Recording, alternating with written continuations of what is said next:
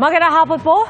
Kapapasok lang na balita, nagbitiw bilang kalihim ng Department of Public Works and Highways o DPWH si Manuel Bonoan. Kinumpirma yan sa anunsyo ng Presidential Communications Office ngayong hapon. Ayon sa Malacanang, tinanggap na ni Pangulong Bongbong Marcos ang resignation ni Bonoan at epektibo na ito bukas, September 1. Si Transportation Secretary Vince Dizon ang itinalagang kapalit niya at siyang inatasan na mamuno sa kampanya para sugpuin ang katiwalian sa DPWH. Kapalit ni Dizon, itinalaga namang Acting Secretary ng Department of Transportation si Attorney Giovanni Z. Lopez. Sinabi ni Bonoan sa kanyang resignation letter na suportado niya ang pagsulong ng Pangulo ng accountability, transparency at pagbabago sa DPWH. Sinusubukan pa namin kunin ang panig ni Bonoan at Dizon. Samantala, nagtatag din ang Pangulo ng Independent Commission para imbestigahan ang mga anomalya sa flood control projects. Pambihira o phenomenal para sa mga eksperto ang sobrang lakas na ulan at biglang pagbaha sa Quezon City kahapon. Ang dami po na ulan, higit pa sa naitalang hourly average noong bagyong Ondoy. Naman kahit mga lugar na hindi gaanong binabaha noon, nalubog ngayon. Nakatutok si Nico Wahe. Nang biglang umulan kahapon sa Quezon City, rumagasa ang baha sa ilang bahagi ng Barangay San Vicente sa Diliman. Pinasok ng tubig ang ilang bahay. Hanggang baywang ang baha sa ilang lugar. Ilang residente ang sinagip sakay ng rubber boat.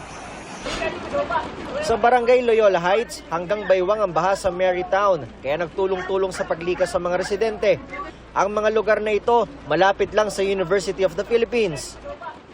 Mismong UP Diliman nga, hindi nakaligtas sa baha. Ang malagubat na pamosong lagoon ng campus, naging totoong lawa ng bahain. Baha rin maging ang mga kalsada sa paligid ng universidad, tulad ng Katipunan Avenue. Ang Commonwealth Avenue, naparalisa ng baha. Bigat ang trapiko. Lumutang ang ilang kagamitan at basura. Nagmistulang ilog ng kalsada sa bahagi ng Quezon Memorial Circle. Gayon din sa ilang bahagi ng EDSA. Makitaas ng mga binte. Ang bus na ito sa may EDSA busway bandang Quezon Avenue, pinasok ng baha. Mukhang dagat na. Mula EDSA, tanawang maladagat na sitwasyon sa bahagi ng Mother Ignacia at Summer Avenue. Tila umaalo ng tubig habang mabilis na tumataas ang baha. Sa lalim ng baha, bubong na lang ang kita sa pickup na ito. Nalubog din ang isang utility van. Sa taas ng tubig, kalahati ng street sign ng lubog.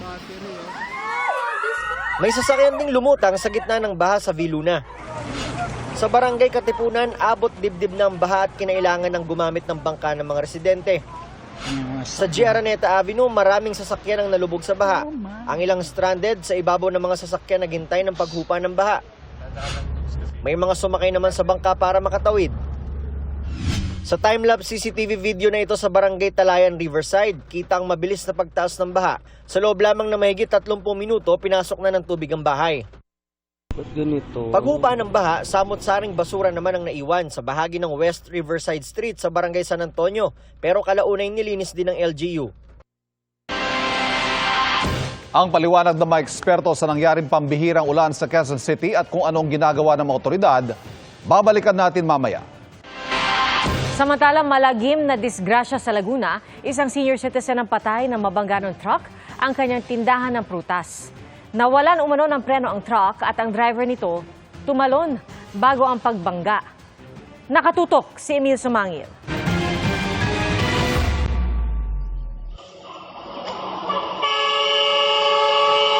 Kuha ito ng CCTV sa Barangay Paagahan sa Mabitak, Laguna, mag-alas 7 ng umaga ng Biyernes. Isang truck ang dumating at bumusina ng malakas. Maya-maya tumalon ang driver nito at bumagsak sa kalsada hanggang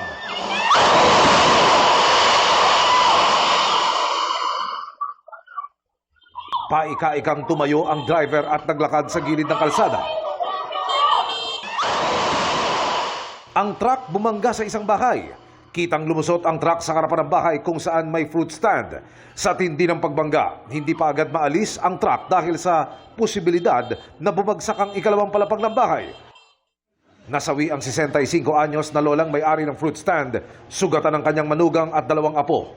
Pahirapang ma-rescue ang mga biktima dahil sa mga graba at mga prutas na tumabon sa kanila. Lumalabas sa paunang investigasyon ng mga bitak pulis na nawalan umano ng preno ang truck. Hindi nagpaunlak ng panayam ang mga kaanak ng mga biktima, pero ayon sa mga bitak pulis, bukas naman daw silang makipag-areglo. Sa ngayon, at large pa rin ang truck driver na ayon sa pulisya ay isusuko raw ng may-ari ng truck. Para sa GMA Integrated News, Emilio Sumangil, nakatutok, 24 oras. Arestado na ikalawang suspect sa pagpatay sa lalaking natagpo ang nakagapos at binusalan sa isang hotel sa Cubao, Quezon City. Nakatutok si Bon Aquino. Tinarget ng manhunt ng QCPD Criminal Investigation and Detection Unit sa San Rafael, Bulacan si alias Michael, ang ikalawang suspect sa pagpatay sa lalaking nakita sa hotel sa Cubao, Quezon City na nakagapos at binusalan. May naging informant tayo at sila may mga concerned citizens na din po na tumulong at naituro nila yung location. Giit kasi ng unang naaresto na si alias James na umaming karelasyon ng biktima. Etong pangalawang suspect, sinakal niya itong biktima hanggang sa mawalan na ng malay at saka itinali yung mga kamay at paa. Ang sabi po is, ang plano lang nila is pagnakawan. Pero dahil nga po pumalag, lumaban itong biktima, kaya daw po nila napatay. Natunton sa isang inn si alias Michael. Nagtangka siyang tumakas. Pero nahuli rin at agad pinusasan. Hindi po ako lalaban, sir. Maniwala po kayo, hindi po ako lalaban, sir. Nadamay lang ako, sir. Ako na po yung driver. Inaaresto ka namin sa salang pagpatay, ha? Mayroon kang karapatang manahimik. Nabawi ang motorsiklong kinuha sa biktima na pag-aari ng kaibigan nito. Pinuntahan po nila yung motor na allegedly ay iniwan lang basta doon sa 13 Martires, Cavite, and doon nga po na-locate. Yun lang po yung gamit ng biktima na na-recover. Pero ang laptop at cellphone ng biktima hindi pa nare-recover. Itinanggi ni alias Michael na kilala niya ang biktima. Isinama lang daw siya ni alias James. Hindi po totoo yun. Mahabang storya po eh. Pero no comment na lang po. Opo, sa takot lang din po. Sa ganyan po no comment na po kasi privacy na lang po namin tsaka pangkarapatan pantao po. No comment na po. Sabi naman ng QCPD, may mga dati ng kaso si alias Michael kabilang ang violence against women and their children at kaso kaugnay sa droga. Ngayon, sasampaan siya ng reklamong robbery with homicide at carnapping. Maharap din sa reklamo ang room boy sa inn na kasabwat daw ni alias Michael. Sasailalim sila sa drug test. Nag-attempt po siya na tumakas sa tulong ng isang room boy doon sa hotel, kaya kasama po siya na kakasuhan. Para sa GMA Integrated News, Von Aquino, nakatutok, 24 oras. Bago ang pagbibitiw sa pwesto ni DPWH Secretary Manuel Bonoan, ni-reassign niya ang ilang opisyal ng DPWH na sentro ngayon ng kontrobersya. Nakatutok si Jonathan Andal. Matapos mabunyag ang mga palpak na flood control project sa Oriental Mindoro, Isang bakal na inilagay. ni-reassign si Engineer Gerald Pacanan, ang Regional Director ng DPWH Mimaropa. Inilipat si Pacanan sa Central Office. Ang pumalit sa kanya si Engineer Editha Babaran. Isa yan sa inanunsyo ni DPWH Secretary Manuel Bonoan sa isang video message. Pag-reassign po sa Regional Director ng Region 4B. Pag-reassign sa Regional Office ng mga Assistant District Engineer at lahat ng mga Section Chiefs ng Batangas 1st District Engineering Office. Pagpataw ng preventive suspension sa mga empleyado ng Bulacan 1st District Engineering Office mula sa District Engineer, Assistant District Engineer, at lahat ng Section Chiefs. Gusto nating managot ng dapat managot, makulong ang dapat makulong. Bumuo rin ang DPWH ng Anti-Graft and Corrupt Practices Committee na layong imbestigahan ang mga posibleng katiwalian ng mga kawani ng ahensya. Pero giit ni DPWH Secretary Manny Bonoan, iilan lang ang skalawag sa DPWH. Mas marami pa rin ang matitino. Kasabay nito, ibinunyag ni Senador Panfilo Lacson na 2 opisyal ng PCAB o Philippine Contractors Accreditation Board na taga-regulate ng mga kontraktor ang sila rin palang mga kontratista sa gobyerno. Tinukoy ni Lacson sina PCAB Board Member Engineer Ernie Bagaw at Engineer Arthur Escalante na may sariling mga construction company. Aniya, si Bagaw na reappointed board member ng PCAB noong September 2023 para sa 3 taong termino ay managing officer ng EGB Construction na pumipirma pa sa mga kontrata ng kumpanya sa DPWH. Si Escalante naman nakapirmang board director sa PCAB 2022 annual report pero nakapirma rin sa isang kontrata sa DPWH bilang kinatawan ng AN Escalante Construction Incorporated. Sinubukan namin kunan ng pahayag si Escalante at Bagaw pero wala pa silang tugon sa aming pinadalang mensahe. Ayon kay Lacson, posibleng conflict of interest ito na labag sa batas o Code of Conduct and Ethical Standards for Public Officials. May parusa itong kulong na hanggang 5 taon, multang hanggang 5,000 piso at posibleng humantong sa pagkakadisqualify sa gobyerno. Nananawagan si Lacson sa DTI at CIAP o Construction Industry Authority of the Philippines na imbestigahan si Escalante at Bagaw at sampahan sila ng kaukulang reklamong kriminal at administratibo. Dati nang sinabi ni Lacson na may nagsumbong sa kanya na ibinibenta ng PCAB ang accreditation sa mga kontraktor sa halagang 2 milyong piso.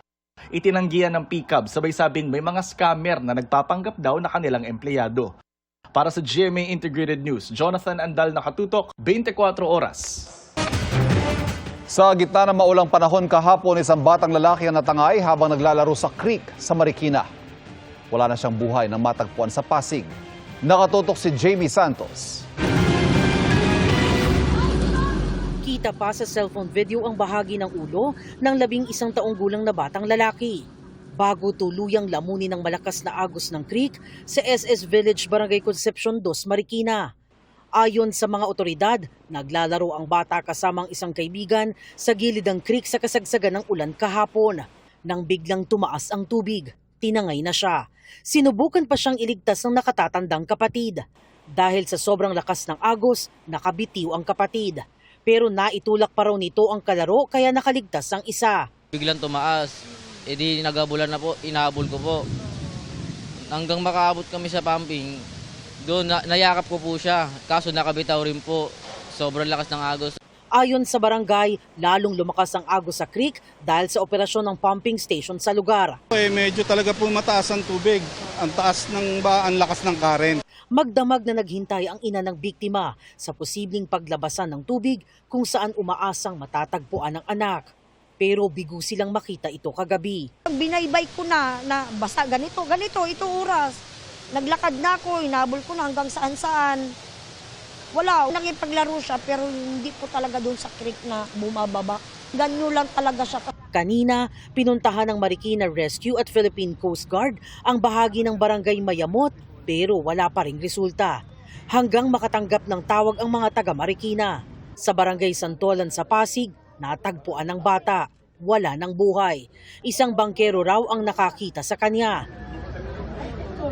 Ayon sa barangay, matagal nang ipinagbabawal ang paglalaro sa creek. Dahil sa nangyari, haharangan na raw ito para hindi na makapasok ang mga bata.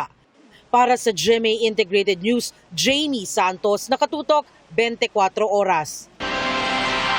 Nahulihan ng baril ang driver ng pickup truck na nasita sa South Cotabato. At naharang naman sa Zamboanga, Sibugay ang suspect na tumangay umano ng motorsiklo. Nakatutok si Emil Sumangil, Exclusive. Hindi nakalusot sa inilatag na police checkpoint sa Ipil, Zamboanga, Sibugay ang lalaking ito na itinuturong tumangay ng isang motorsiklo sa kalapit na bayan ng Roselier Lim. Mabuti raw at naialarma agad ang insidente kaya nabantayan agad ang pagdaan ng suspect. Ayon sa PNP Highway Patrol Group, nag-report na sa kanilang tanggapan ng may-ari ng motorsiklo na isa raw mangingisda. Tumanggi ang suspect na magbigay ng pahayag. Maharap po siya sa kaso na RA 10883 or yung tinatawag po natin New Anti-Carnapping Law. Sa Coronadal City, South Cotabato naman, sinita sa checkpoint ang pickup truck na ito dahil bukod sa basag ang taillight ng sasakyan. Naghinala raw sila dahil heavily tinted ito. Ayon sa HPG, walang maipakitang mga dokumento ang may-ari ng sasakyan at habang kinukwestiyon na nga ng HPG ang driver, nakita raw nila ang isang baril. Sa left side po, malapit po sa driver seat, yung baril po ay naroon na po at doon na po napag-alaman na nung siya po ay hinold na at wala pong mapakitang kahit anumang pong papeles. Iniimbestigahan ngayon ng pulisya ang background ng suspect. Impounded din ang sasakyan ngayon. Para sa GMA Integrated News, Emil Sumangil, nakatutok, 24 oras. Sa Indonesia, sumiklab ang malawakang protesta kontra korupsyon. dahil sa nabunyag na maluho umanong allowance sa mga mambabatas. Subidhi ang tensyon ng isang motorcycle taxi driver ang nakaladkad ng armored police vehicle. Nakatutok si Jonathan Andal. Nabangga at nakaladkad ng armored police vehicle ang isang motorcycle taxi driver sa Jakarta, Indonesia. Sa gitna ito ng pag-disperse ng pulisya sa protesta ng daang-daang Indonesian noong Huwebes ng gabi. Ang 21 anyos na driver dinala sa ospital pero nasawi kinalaunan. Lubos ang pagdadalamhati ng kanyang pamilya. Kinundina ng ilang motorcycle taxi driver ang nangyari.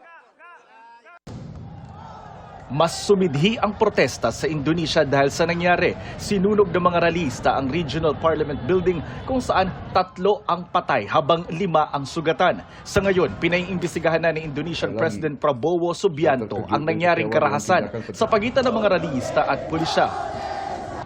Nagsimula nitong Lunes ang kaliwat ng protesta kontra korupsyon. Partikular nilang kinundina ang ulat na nakatanggap ang kanilang mga mambabatas ng monthly housing allowance mula pa noong Setyembre 2024. Nakatumbas ng 10 beses ng minimum wage sa Jakarta. Inilarawan ito ng mga ralista na excessive perks dahil bukod pa raw ito sa regular na sahod na nakukuha ng mga mambabatas. Ang ating embahada sa Indonesia, pinag-iingat ang mga Pinoy sa Jakarta at nakamonitor sa sitwasyon doon. Para sa GMA Integrated News, Jonathan Andal, nakatutok, 24 oras. Nais po ng Philippine Coast Guard na ipamula sa mga kabataan ang sitwasyon sa West Philippine Sea. Kaya nagsagawa sila ng seminar workshop para sa ilang guro. Nakatutok si Katrina Son. Mga guro sa Araling Panlipunan ang binigyan ng leksyon sa ginanap na seminar workshop on the West Philippine Sea. Kasamang tinalakay ang mga paglabag ng China sa international laws, ang paninindigan ng Pilipinas sa West Philippine Sea at ang 2016 Arbitral Award. Ipinaliwanag din dito ang UNCLOS o United Nations Convention on the Law of the Sea at ang Transparency Initiatives o pagsasapubliko ng mga impormasyon kaugnay sa West Philippine Sea. Katulad nga sinabi ni Justice Carpio, our fight in the West Philippine Sea is intergenerational. So we have to make sure ng ating kabataan they are equipped with the right information. Napakahalaga po ito para po sa aming mga guro sapagkat ang mga butil ng kaalaman na aming makukuha ay malaki po ang magiging impact para po sa mga kabataan. Awareness is our key for this. Ito ay ang napakahalagang issue na dapat pag-usapan. So sabi nga natin, sa atin ang West Philippine Sea na dapat ay i-impart natin yung knowledge sa ating mga young generations. Sabi ng ilang guro, ituturo nila sa kanilang mga estudyante ang mga aral sa workshop para mamulat sila sa mga nangyayari sa ating teritoryo. Napakahalaga po na may tamang datos tayo na maibibigay sa ating mga mag-aaral. Dapat maging aware ang mga bata sa mga ganitong usapin kasi nga batay po dun sa mga nabanggit kanina, magiging na po ito generation to generation na issue. Target ding palaganapin ang seminar workshop sa iba pang lugar sa bansa para mas maraming maturo ang guro sa Araling Panlipunan. We're also going to replicate this in different regions na inarrange naman ng Department of Education. Para sa GMA Integrated News, Katrina Son, nakatutok, 24 oras. Bubong ng stage sa Legazpi Albay bumagsak. Isang nadisgrasyang cement mixer naman sa Davao del Sur ang nakapatay ng 4 na tao, kabilang ang ilang menor de edad. Nakatutok si Argel Relator ng GMA Regional TV. Kalunos-lunos ang disgrasyang sangkot ang cement mixer na ito sa Bansalan, Davao del Sur. Patay sa disgrasya ang truck driver at 3 menor de edad na edad siyam, 10 at 12. Ayon sa pahinante ng truck, nawalan sila ng preno habang binabaybay ang daan sa barangay Managa. Bigla raw lumihis pakaliwa ang truck at saka bumangga sa hindi pantay na bahagi ng lupa. Sa lakas ng impact, nahulog ang karga nitong mixer na tumama sa 3 menor de edad na naglalakad sa kalsada. Bago ang insidente, inabisuhan umano ng pahinante ang truck driver na may aberya sa preno. Patuloy ang investigasyon ng pulisya. Biglang bumagsak ang cover tent o canopy ng entablado sa Peñaranda Park sa Legazpi, Albay. Ayon sa pulisya, nangyari ito sa gitna ng malakas na ulan mag-alas 6 kagabi. Napuno raw ng tubig ang trapal na bubunga nito, kaya bumigat. Nag-crack ang bakal at nahati sa gitna ang canopy. Nataong may humigit kumulang 40 kabataang estudyante na nagpa-practice ng sayaw sa lugar nang bumagsak ang tent. 6 sa kanila ang sugatan at dinala sa ospital. Patuloy ang investigasyon sa insidente. Para sa GMA Integrated News, Orgil Relator, nakatutok 24 oras. Maulit kaya mga biglaang pagulan kahapon sa Quezon City? Ano rin kaya magiging panahon sa iba pang panig ng bansa? Ang latest alamin mula kay Amor La Rosa ng GMA Integrated News Weather Center. Amor. Salamat Ivan, mga kapuso, may namuon na naman pong bagong low pressure area sa loob ng Philippine Area of Responsibility. So yun pong minonitor natin itong Biyernes at ganun din kahapon, araw po ng Sabado ay nag-dissipate o nalusaw na po yan. Tapos ito namang bagong LPA, huli po yung namataan kaninang hapon, 675 kilometers silangan po ng Borongan City sa Eastern Samar. Ayon po sa Pag-asa, mababa pa sa ngayon ang tsansa nitong maging bagyo. At sa magiging pagkilos naman po nito sa mga susunod na oras at sa mga susunod na araw, mababa po yung tsansa nito na mag-landfall o tumama dito po sa lupa. Dahil paakyat po yan yung magiging galaw po nito, pero habang umaangat itong nasabing LPA, posible pong maka-impluwensya po yan dun sa pag-iral naman ng hanging habagat o southwest monsoon. Pwede pang magbago ang pagkilos nito, kaya patuloy po kayong tumutok sa updates. Maging bagyo man o hindi, magpapaulan po yung trough o buntot ng LPA. So yung mga bahagi po ng kaulapan yan ay medyo po nakaka-apekto o maabot na dito sa ilang bahagi po ng ating bansa. Kasabay po niyan yung patuloy na pag-iral din at yung mga pag-ulang dadalhin nitong southwest monsoon o yung hanging habagat. So ito rin po yung nagdulot ng mga pag-ulan ngayong weekend. Yung trough ng LPA, hanging habagat at pati na rin yung localized thunderstorms. Base po sa datos ng Metro Weather, umaga pa lang po bukas may tsansa po ng ulan. Dito yan sa may Calabarzon, Mimaropa, ilang bahagi po ng Central Luzon, Bicol Region at ganoon din dito sa Western at pati na rin dito sa may Eastern Visayas. Meron na po kagad mga malalakas sa pag-ulan kaya doble ingat po sa mga posibleng pagbaha o landslide. Sa hapon, halos buong Luzon na po ang uulanin. May mga malalakas na buhos pa rin po tayong nakikita, lalong-lalo na dito sa may northern and central portions, sa may Southern Luzon kasama po dyan itong Calabarzon, Mimaropa at Bicol Region. Posible rin po ang mga kalat-kalat na pag-ulan dito po yan sa Visayas at pati na rin sa Mindanao. Sa Metro Manila naman, pwedeng may mga pag-ulan na po sa ilang lungsod umaga pa lang. Ayun po, meron tayong nakikita mga kulay dito sa ating mapa kahit morning.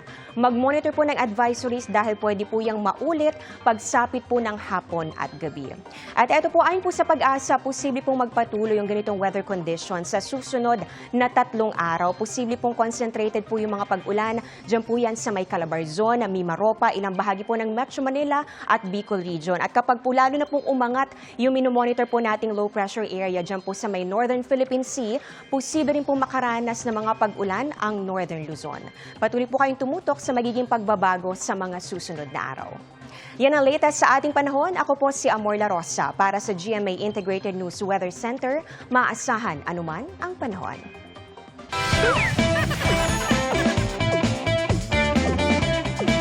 Ang mga hugot at hinanakit, idinaan ng netizens sa tula para sa pagtatapos ng buwan ng wika. At nakatutok si Jonathan Andal. Huling araw na ng Agosto, per months ay malapit ng pumarito. Mga ninong at ninang, handa na ba sa mga inaanak na nakaabang? Kalayaan ay biyaya galing kay Lord. Sa tadang Pasko, magmalipa, joy to the world! Bago magpaalam sa buwan ng wika, sa online may pahabol ng mga makata. Mga tula nila'y napapanahon ang paksa. May dulot ding tuwa at tawa. Nahihirapan ba kayong gumawa ng tula? Opo! Itong hugot talagang takaw puot. Aniya ang hindi marunong lumingon sa pinag-utangan, asahang di na muling mapagbibigyan. Huwag sanang humantong sa salamat na lang sa lahat. Hindi pa Pebrero pero ano ang hugot ng mga ito? Sa bagay, ghost month ang Agosto. Baka kaya minumulto? Ang isang ito ay may pakiusap. Huwag lang daw ang wika ang mahalin. Hiling niya, sana'y siya rin. At kahit anong wika raw ang gamitin, hindi may paliwanag ang sakit na ipinaramdam mo sa akin. Wikang Pilipino ay sumisibol. Sana all nung lumayo, hinahabol. Meron ding akma sa mga isyu ngayon. Sigaw nilang Makata, kailan ba tayo makakaahon? Ang proyektong magbibigay sana ng proteksyon, lalo lang tayong ibinaon. Pilit inaabot ang pag-asa kahit bahay rumaragasa. O kaginhawaan, kailan ba matatamasa? Kung kaligtasan ng Pilipino ang inyong habol, saan ninyo ginastos ang budget sa flood control? Tayo'y nakaligtas sa mananakop na nakakatakot, ngunit hindi sa gobyernong kurakot. Ang wika, bigkis ng iba't ibang estado sa lipunan.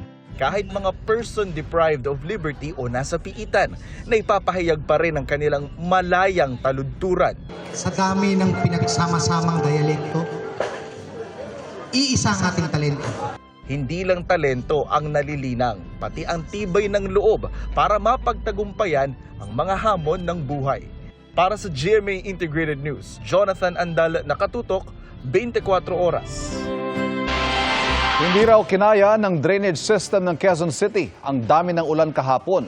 Ang rainfall sa loob lang ng 1 oras katumbas ng ulan sa loob ng halos 5 araw. Kaya nalubog pati mga hindi bahaing lugar gaya sa bahagi ng UP at Ateneo. Nakatutok live si Nico Wahe. Nico. Ivan, nandito ako ngayon sa Katipunan Avenue na isa sa mga binahang lugar dahil sa malakas na ulan kahapon. Nagtanong-tanong tayo dito kanina kung binabaha ba talaga sa lugar nito. Marami sa kanila ang nagtaka dahil hindi naman daw talaga binabaha rito. Ayon sa QCDRRMO, hindi nga kinaya na kanilang drainage system ang malakas at maraming ulan kahapon kaya bumaha. Ang mga mataas at biglaang pagbaha sa 36 na barangay sa Quezon City kahapon, phenomenal o pambihira ayon sa UP Resilience Institute at UP NOAA Center.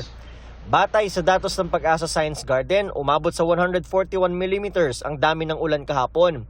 Pinakamarami bandang alas 2 hanggang alas 3 ng hapon na nagbagsak ng 96.6 mm ng tubig.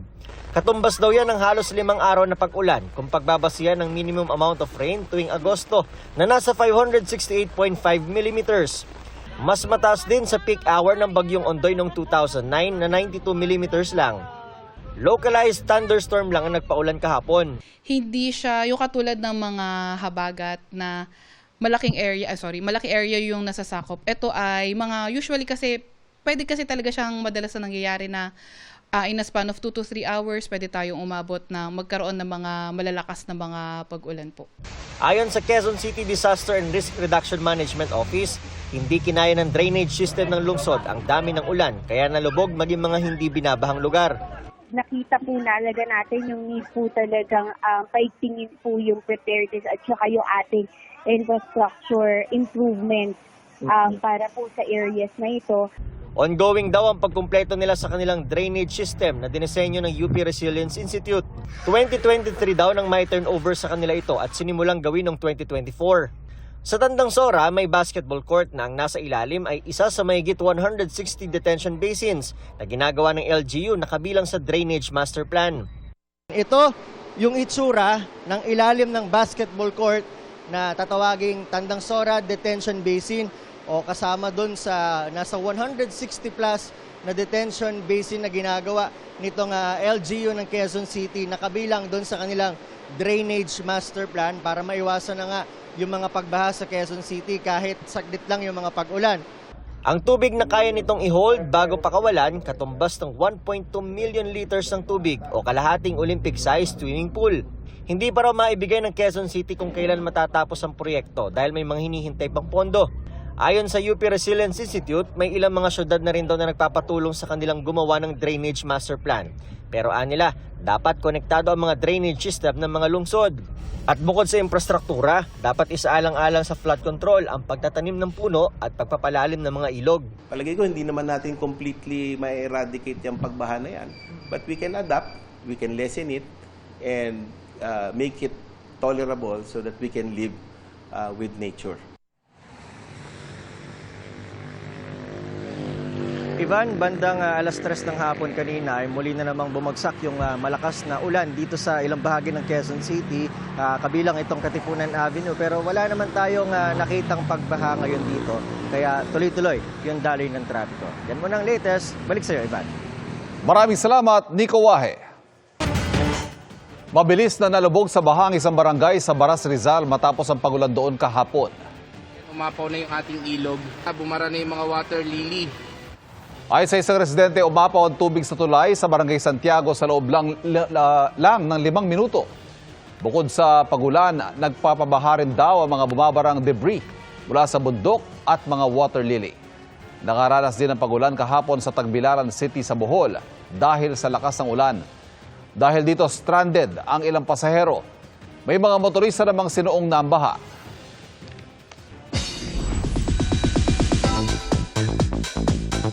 Dream car? Check. Grateful and blessed si PBB Celebrity Collab Edition Kapuso Big Winner Mika Salamanca na ipinasili pang isa sa mga bago niyang achievements. Makichika tayo kay Athena Imperial. Yes! Yes po! Kahapon lang po yun. One dream ticked off on Mika Salamanca's 2025 list of goals. Sa social media post ng PBB Celebrity Collab Edition Grand Winner, naka-encircle na ang kanyang dream car sa kanyang vision board. Ipinakita rin ang brand new white van ni Mika. Happy ang PBB housemates at mga kaibigan ni Mika sa kanyang achievement unlocked. Sobrang saya po kasi parang January po, hindi ko po alam paano ko makukuha yung dream car ko, pero sabi ko maniniwala ako na this 2025 talaga. Lahat ng ilalagay ko sa vision board ko, magagawa ko. I don't know how, but I just believe. Kasama rin si Mika sa 12 Women to Watch list ng isang magazine. Dahil daw ito sa authenticity, candidness, and fearlessness ng PBB Grand Winner. Grabe, sabi ko, anong nagawa kong tama para mapasama sa kanila? How do you embody positivity? Ako po, as long as kung ano po yung minamahal sa akin ng tao ngayon, ganun po yung gagawin ko, pagiging totoo po. Busy ngayon si Mika sa mga endorsement, pati mga TV and movie project. At para ma-improve ang kanyang acting skills, nag-workshop siya pag may time sa ilalim ng aktres na si Ana Fileo. Basta may oras mag-workshop, gagawin po namin talaga para po mabigay po namin sa mga tao yung deserve po nila na manggagaling sa amin. Athena Imperial updated sa Showbiz Happenings. And that's my chika this weekend. Ako po si Nelson Calas. Pia, Ivan?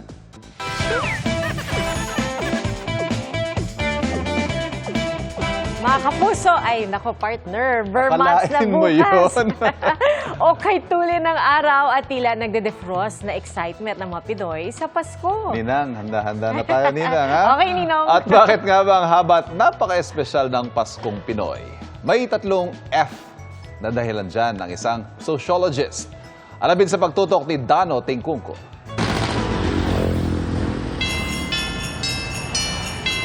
Isang kindat na lang, Vermonts na!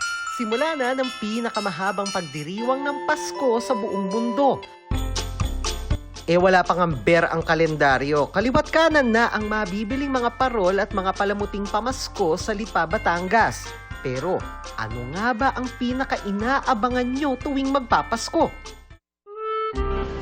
Sa ngayon, sir, na dating na Pasko, mag-ano po, mag-aliw-aliw saka pumunta na sa mga magulang ko. Kasama yung mga pamilya ko po, sa asawa ko po.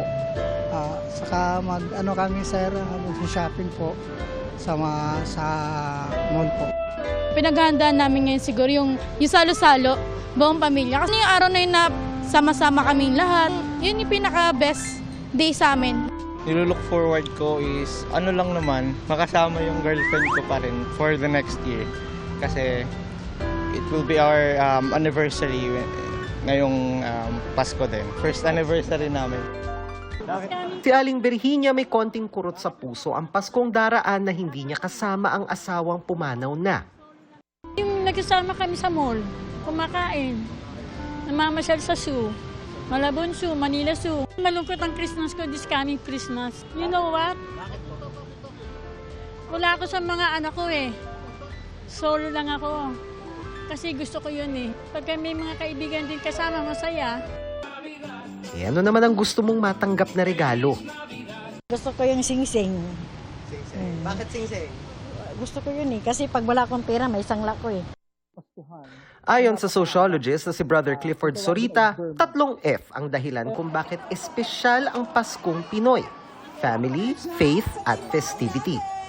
Sa Pilipinas kasi, minsan dahil gipit tayo sa pera, minsan, ang Pasko kasi, pagkakataon natin na kung saan tumatanggap tayo ng mga bonuses, ibang mga 13th month pay, kung tawagin nila, di ba? Na kung saan, kung ikaw ay gipit na tao, you look forward to every year, every Christmas. Kasi nga, doon ka tumatanggap ng extra kita o extra pera. We use the Christmas season to gather together. We have the finances, we have the time, and we have the reason why we can gather together. Hindi rin daw basta-basta kaya ang haba ng Pasko natin. Mahilig daw talaga mga Pilipino sa countdown dahil paraan natin ito ng paghahanda ng sarili. We use it as a psychological preparation so that we do all of the things, the preliminary things are done in the 100-day countdown para pagdating ng Christmas season, talagang we really celebrate it as it is supposed to be celebrated without the rush.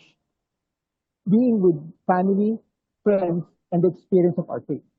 Para sa GMA Integrated News, Dano Tingkungko, Nakatutok, 24 Oras. At yan po ang mga balita ngayong weekend para sa mas malaking misyon at mas malawak na paglilingkod sa bayan. Ako po si PR Kanghel. Ako po si Ivan Mayrina mula sa GMA Integrated News, ang News Authority ng Pilipino. Nakatutok kami, 24 oras.